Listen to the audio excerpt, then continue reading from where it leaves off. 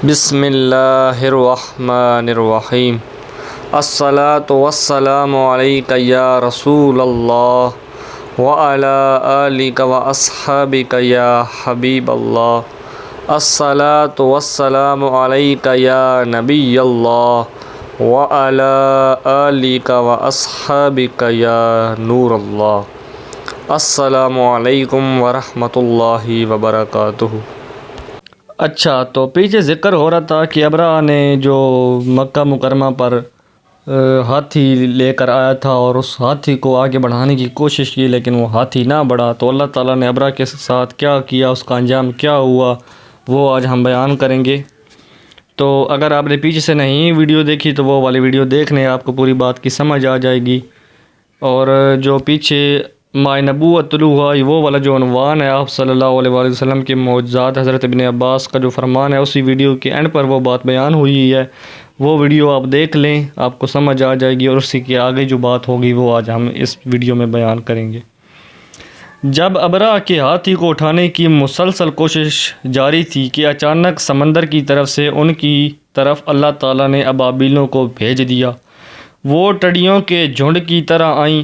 دوسری طرف عبد المطلب مکہ میں داخل ہوئے، حرم میں پہنچے اور کعبہ کے دروازے کی زنجیر پکڑ کر ابرہہ اور اس کے لشکر کے خلاف فتح کی دعا مانگی۔ ان کی دعا کے الفاظ یہ تھے: اے اللہ، یہ بندہ اپنے قافلے اور اپنی جماعت کی حفاظت کر رہا ہے، تو اپنے گھر یعنی بیت اللہ کی حفاظت فرما۔ ابرہہ کا لشکر فتح نہ حاصل کر سکے، اس کی طاقت تیری طاقت کے آگے کچھ بھی نہیں۔ آج صلیب کامیاب نہ ہو۔ صلیب کا لفظ اس لیے بولا کہ ابرہہ عیسائی تھا۔ صلیب کو عیسائی اپنے نشان کے طور پر ساتھ لے کر چلے تھے، جیسا وہ صلیبیوں کا ذکر بھی ہوتا ہے۔ وہ جو اترول ڈرامہ لگتا تھا نا، ادھر صلیبی تھے، وہ بھی عیسائی، یہ صلیب کو عیسائی اپنے نشان کے طور پر مانتے تھے۔ اب انہوں نے اپنی قوم کو ساتھ لیا اور ہیرا پہاڑ پر چڑھ گئے، کیونکہ ان کا خیال تھا وہ ابرہہ کا مقابلہ نہیں کر سکیں گے۔ اور پھر اللہ تعالیٰ نے پرندوں کے جھنڈ بھیج دیے۔ یہ پرندے چڑیا سے قدرے بڑے تھے۔ ان میں سے ہر پرندے کی چونچ میں پتھر کے 3 ٹکڑے تھے۔ یہ پتھر پرندوں نے ابرہہ کے لشکر پر گرانے شروع کر دیے۔ جو ہی یہ پتھر ان پر گرے، ان کے ٹکڑے ٹکڑے ہو گئے، بالکل اسی طرح جیسے آج کسی جگہ اوپر سے بم گرایا جائے تو جسموں کے ٹکڑے اڑ جاتے ہیں۔ ابرہہ کا ہاتھی محمود البتہ ان ککریوں سے محفوظ رہا، باقی سب ہاتھی تہس نہس ہو گئے۔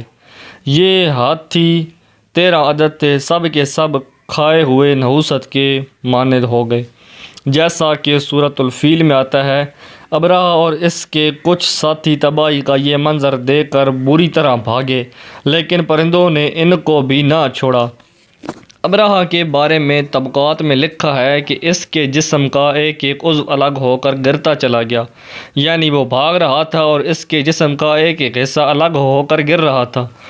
دوسری طرف عبد المطلب اس انتظار میں تھے کہ کب حملہ ہوتا ہے، لیکن حملہ آور جب مکہ میں داخل نہ ہوئے تو وہ حالات معلوم کرنے کے لیے نیچے اتر آئے۔ مکہ سے باہر نکلے، تب انہوں نے دیکھا سارا لشکر تباہ ہو چکا ہے، خوب مال غنیمت ان کے ہاتھ لگا، بے شمار سامان آیا، مال میں سونا اور چاندی بے تحاشا تھا۔ لشکر میں سے کچھ لوگ ایسے بھی تھے جو واپس نہیں بھاگے تھے، یہ مکہ میں رہ گئے تھے۔ ان میں ابرہہ کے ہاتھی کا محاوت بھی تھا، وہ محمود کو آگے لانے میں ناکام رہا۔ ہمارے نبی حضرت محمد صلی اللہ علیہ وآلہ وسلم اس واقعہ کے چند دن بعد پیدا ہوئے۔ آپ جس مکان میں پیدا ہوئے وہ صفا پہاڑی کے قریب تھا۔ حضرت کعب احبار رضی اللہ تعالیٰ عنہ روایت کرتے ہیں کہ میں نے تورات میں پڑھا تھا کہ رسول اللہ صلی اللہ علیہ وآلہ وسلم کی پیدائش مکہ میں ہوگی۔ یہ کعب پہلے یہودی تھے، اس لیے تورات پڑھا کرتے تھے۔ دنیا میں آتے ہی حضور اکرم صلی اللہ علیہ وآلہ وسلم روئے۔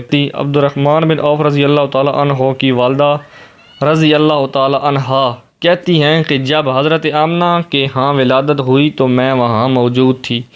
آپ صلی اللہ علیہ وآلہ وسلم میرے ہاتھوں میں آئے۔ یہ غالباً دائیہ تھی، ان کا نام شفا تھا۔ فرماتی ہیں جب آپ میرے ہاتھوں میں آئے تو روئے۔ آپ کے دادا عبد المطلب کو آپ کی ولادت کی اطلاع دی گئی، وہ اس وقت خانہ کعبہ کا طواف کر رہے تھے۔ اطلاع ملنے پر گھر آئے، بچے کو گود میں لیا۔ اس وقت آپ کی والدہ نے ان سے کہا یہ بچہ عجیب ہے، سجدے کی حالت میں پیدا ہوا ہے، یعنی پیدا ہوتی اس نے پہلے سجدہ کیا، پھر سجدے سے سر اٹھا کر انگلی آسمان کی طرف اٹھائی۔ عبد المطلب نے آپ کو دیکھا، اس کے بعد آپ کو کعبہ میں لے آئے، آپ کو گود میں لیے رہے اور طواف کرتے رہے، پھر واپس لا کر حضرت آمنہ کو دے دیا۔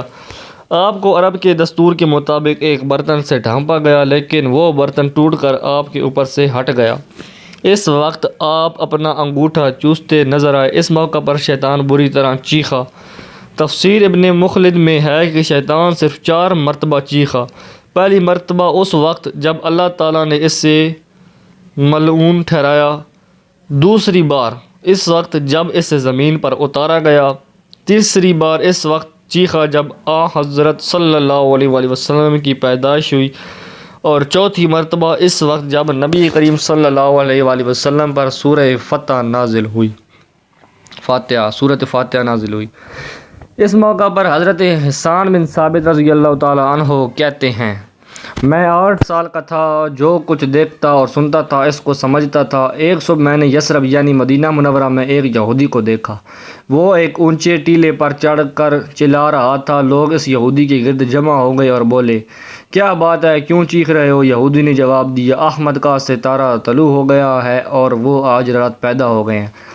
حضرت حسان بن ثابت رضی اللہ تعالیٰ عنہ بعد میں 60 سال کی عمر میں مسلمان ہوئے تھے۔ 120 سال کی عمر میں انہوں نے وفات پائی، گویا ایمان کی حالت میں 60 سال زندہ رہے۔ بہت اچھے شاعر تھے، نبی کریم صلی اللہ علیہ وآلہ وسلم کی اپنے اشعار میں تعریف کیا کرتے تھے اور دشمنوں کی برائی اشعار میں بیان کیا کرتے تھے۔ غزوات کے موقع پر اشعار کے ذریعے مسلمانوں کو جوش دلاتے تھے، اسی بنیاد پر انہیں شاعر رسول کا خطاب ملا تھا۔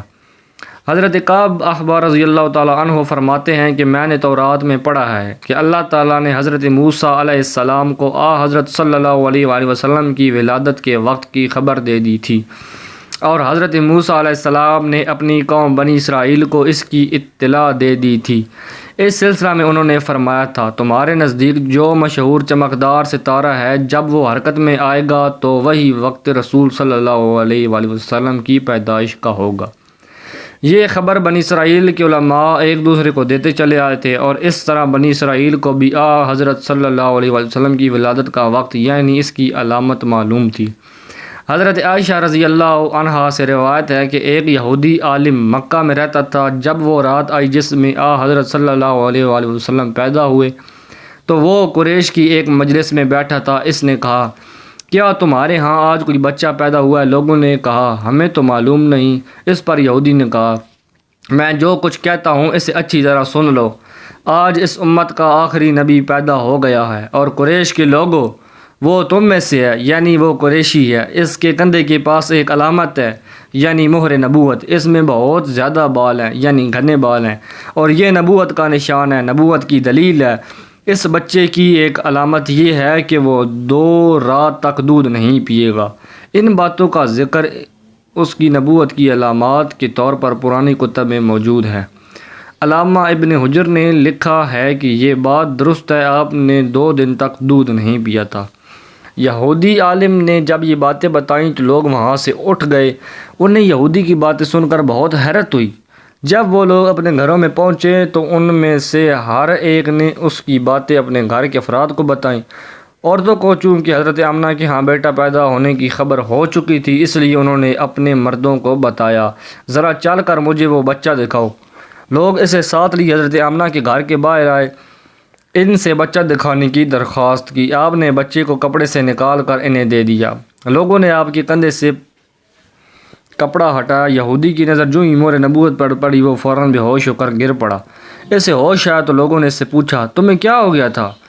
جواب میں اس نے کہا، میں اس غم سے بے ہوش ہوا تھا کہ میری قوم میں سے نبوت ختم ہو گئی، اور اے قریشیو، اللہ کی قسم، یہ بچہ تم پر زبردست غلبہ حاصل کرے گا، اور اس کی شہرت مشرق سے مغرب تک پھیل جائے گی۔